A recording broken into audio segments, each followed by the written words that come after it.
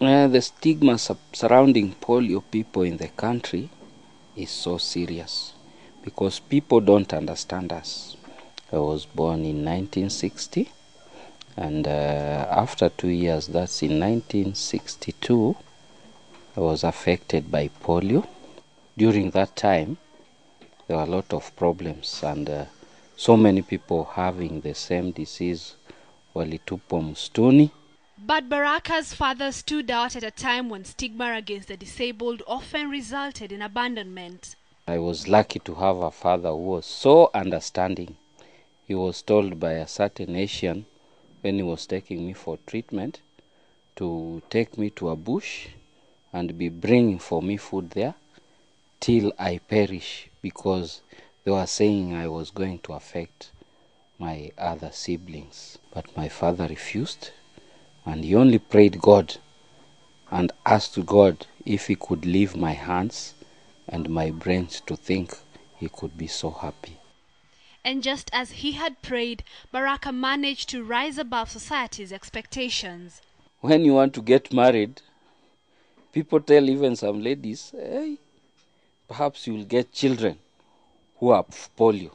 But I prove them wrong, because none of my children is having polio. They are very healthy and very active. I am also a member of Westlands District Peace Committee, and we have made the work of the administration so easy, because many cases which were taken to courts, we try and arbitrate between the complainants. I also belong to the National Conference of Elders. I represent Westlands, and we are only 3 elders who represent Westlands in the whole district. We are not lazy people, and if given the opportunities, we can do marvelous things. He shows me exactly what he means. Like one I'm using, a motorized tricycle. It has an engine of a motorcycle and can move anywhere. And I did this after having a very serious problem. I was walking from Nation House to City Square, which is a distance of about 3 kilometers. So after that, I just found, why am I suffering while I can do something?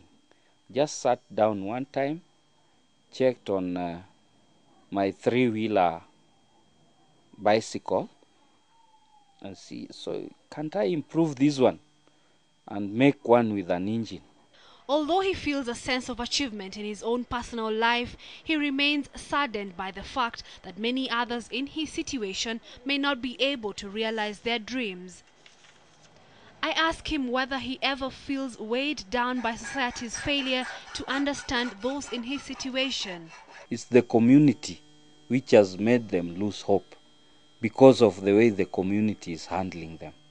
But if they are handled properly, they'll be very hopeful. Another problem which is very major, even banks cannot give us loan. Though they don't tell us, but they regard us as very vulnerable to diseases, that our lifespan is short, which I don't believe, because now I'm 50 years and above, and I'm sure I'm going to live just like my father, over 90 years.